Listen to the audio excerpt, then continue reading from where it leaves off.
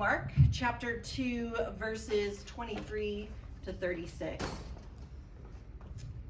One Sabbath day, as Jesus was walking through some grain fields, his disciples began to break heads off the grain to eat. But the Pharisees said to Jesus, "Look, why are they breaking the law and harvesting grain on the Sabbath?" And Jesus said to them, "Have you ever read in the scriptures what David did when he and his companions were hungry? He went into the house of God and broke the law by eating the sacred loaves of bread that only the priests were allowed to eat. And he also gave some to his companions." And then Jesus said to them, "The Sabbath was made to meet the needs of people, not the people to meet the requirements of the Sabbath. So the Son of Man is Lord even over the Sabbath." Then Jesus goes on into the synagogue, and again, he notices a man with a deformed hand. And since it was the Sabbath, Jesus' enemies were watching him closely. If he healed the man's hand, they planned to accuse him of working on the Sabbath. And Jesus said to the man with the deformed hand, "Come, stand in front of everyone." And then he turned to his critics and asked, "Does the law permit good deeds on the Sabbath? Or is it a day for doing evil? Is it a day to save a life? Or is it a day to destroy a life?" But they couldn't answer him. He looked around them angrily and was deeply saddened by their hard hearts. Then he said to the man, "Hold out your hand." And so the man held out his hand, and it was restored. And at once the Pharisees went away and met with the supporters of Herod to plot about how to kill Jesus. In 2021, I experienced clinical burnout. And you might say, well, what does that look like? For me, it looked like depression, dread, panic attacks, bursting into tears randomly throughout the day. And clinical burnout, it's not really a pretty thing. In some ways, I kind of thought the old terminology, nervous breakdown, was probably a better description of what it feels like and what it looks like. I had been working excess hours since the onset of the pandemic, which was obviously only going to last 2 weeks, right? Oftentimes I was clocking 80 to 90 hours a week, and I was constantly working and constantly stressed. And what made things work, I was not sleeping. But I thought keeping the church moving and doing things perfect was more important than time off. Or so I thought. And as my burnout reached its peak, I showed up to my therapy appointment, and I remember my therapist telling me that if I didn't take 10 days off, she could guarantee that what I was experiencing would get worse, and I would end up in the hospital within a few days. So I had to be honest. I had to be honest with the staff parish relations chair at my church and let her know that I needed 10 days off pretty much immediately. I bawled my way through our meeting, and I felt so much shame. For my burnout, shame for having to take time off to recover. It was just like a shame fest for me. And you know why I felt so much shame? Because I'm a type A people pleaser. And I was used to leaving nothing undone. Every T was crossed, every I was dotted. I was the model of a perfect pandemic pastor, and yet in all my overdoing it, I was actually killing myself. And my body had had enough. It was getting off the on-ramp whether I was coming with it or not. Back in the day, I would have made a really good Pharisee. Boundaries, rules, doing things perfectly. Oh, as a woman in ministry, it's really common to overwork because if you want a seat at the table that was built for men, basically you have to do everything and be a superwoman in order for someone to even give you a job. And so I can identify with the Pharisees.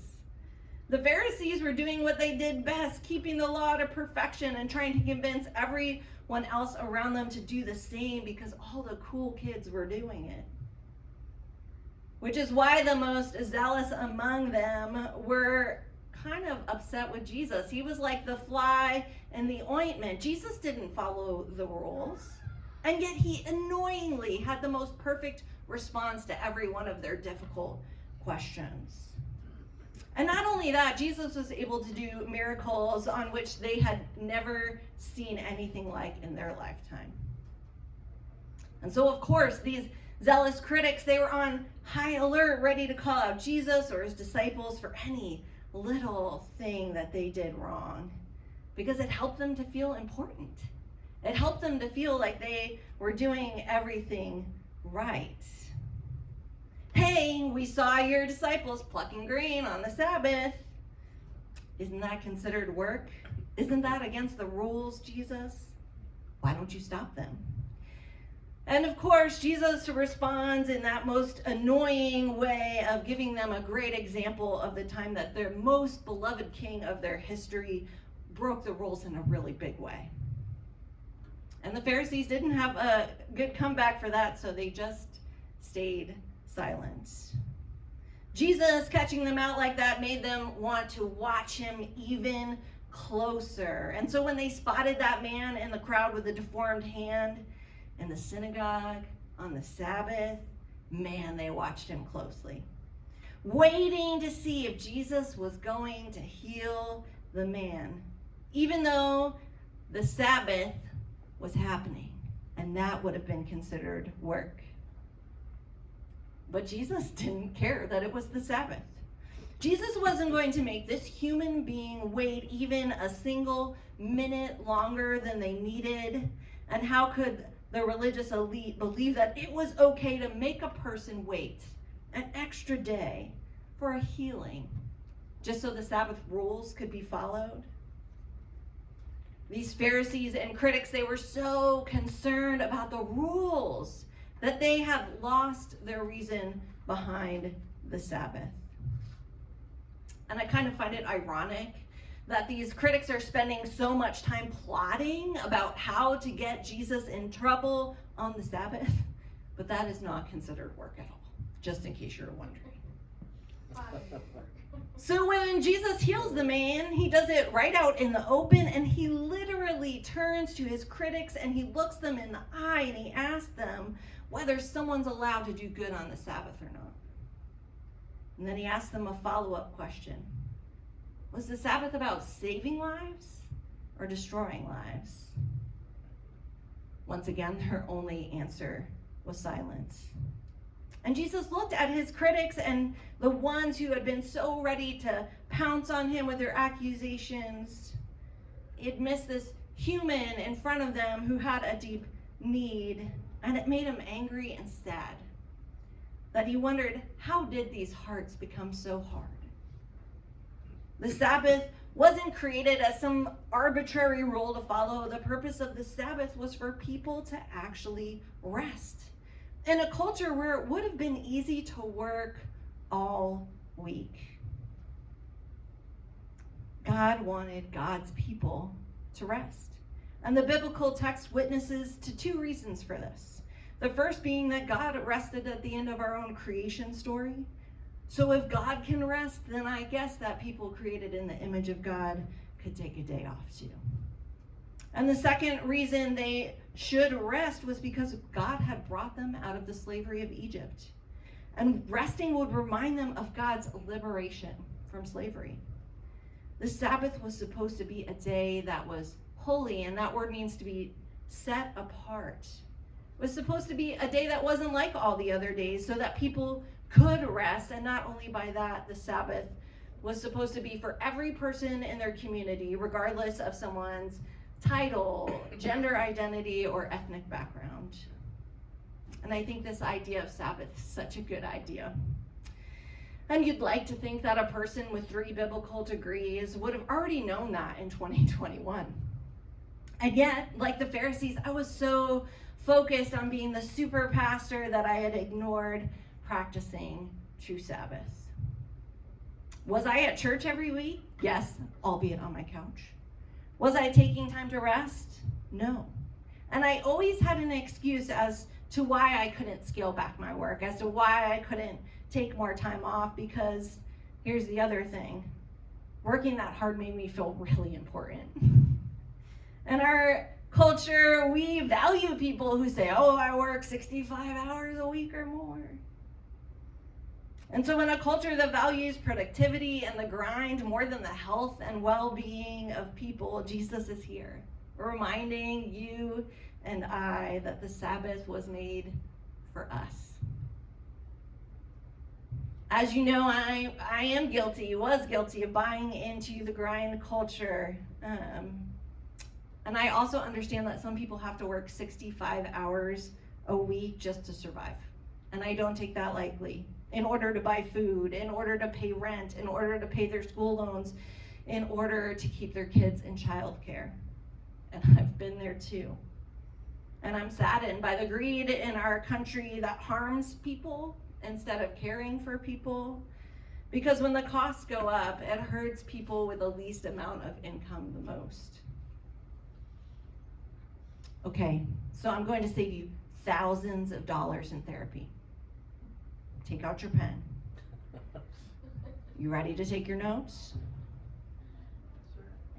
I like it. Sandy's like, I'll get that pen. You are not your job. You are not what you produce for the world. You have inherent value and worth. You are created in the image of God. You are worthy and you are loved. And I hope for and work for a world that values people and their health over the grind. The Pharisees and critics of Jesus' time were willing to follow the rules to the nth degree. They even made rules that made sure that they didn't break the real rules. And they were trying to hold everyone to account to their high standards, and it was exhausting. And they weren't helping anyone. Friends, we can work so hard to make everyone follow the same rules about relationships, about faith, about life, that all of a sudden we end up like the Pharisees. We start to miss the whole point. There are humans all around us who are in need of healing, who are in need of hope, who are in need of love. And while you and I argue about the rules, those individuals are left to wait another day. Nobody needs a judge. But you know what people do need? Healing, hope, love, grace, a friend. And they need rest. And you need rest. And the Sabbath was all about people being able to rest. As Tricia Hearsay, aka the Nap Bishop, says, rest is resistance. That only when we are free from the oppression of the grind culture will we heal, will we invent, will we imagine, and will we find liberation.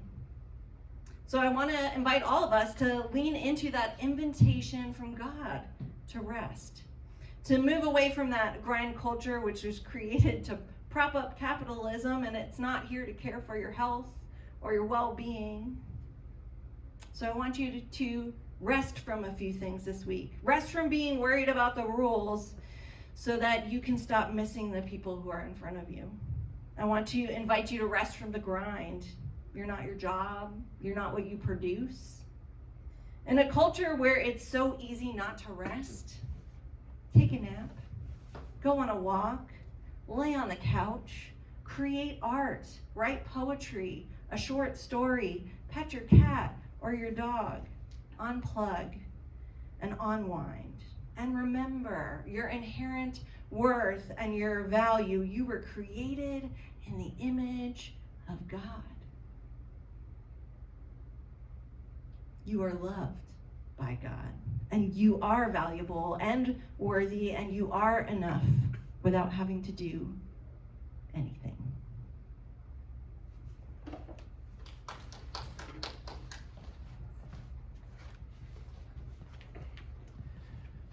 So one of the things Tiffany talked about tonight was where in Jesus' time there was religion that missed the mark. And tonight I'm going to tell a story about that happening in more modern times, because it still happens today. Oh, by the way, my name is Britt Detain and my pronouns are he, him. When I was a senior in high school, I dated a girl who was Catholic, and sometime around Easter, she invited me to join her at a Mass service. I grew up attending an Assemblies of God church and had only stepped inside a Catholic church for weddings, funerals, and some cousins who had had a baptism or a confirmation. But I had never been to an actual Mass, though, and I didn't know what to expect. So after arriving at the parish ahead of the service and finding our seats, my girlfriend leaned over and gave me a brief overview of what to expect during the service. Basically, her advice was, do what I do, which is a good way, put another way, fake until you make it. She would also say that during communion, I would need to stay seated while she went up to receive the elements. You see, the Catholic Church believes that the celebration of the Eucharist, which is carried out through Holy Communion, is a sign of the reality of the oneness of faith, life, and worship. When the bread and wine are consecrated by an ordained priest, they become the actual body and blood of the risen Christ, and partaking in the elements together can bring unity to the church. However, not just anyone can receive this communion. The church has rules and guidelines for who can and cannot participate in Holy Communion, one of which is that non-Catholics, like me, are not allowed to take part. After all, how can you have unity if you are allowing people who are members of other faith traditions or who are not part of faith traditions to practice Holy Communion with you? This seems so bizarre to me. My home church, where I grew up, had communion once a month. Every first Sunday of the month, we would have communion. And anyone present could take place and take part in communion if they wanted to. So when it came time for the communion, people were ushered up to the altar one row at a time to receive communion, except me. I was literally the only person in the entire parish building who was not going up to get communion. What's worse, we were seated near the middle of the road, so I had to twist and turn sideways so that others to my left could get past me and go up. And then I had to twist the other way so they could get past me and sit back down after they were done. I didn't like being called out like that. I almost felt like there was this huge neon sign flashing above me, think like Las Vegas or Times Square, saying non-Catholic with an arrow pointing down to me. Now, looking back, this isn't to call out the Catholic faith and this practice that they have. I can appreciate that this is a practice that they hold dear.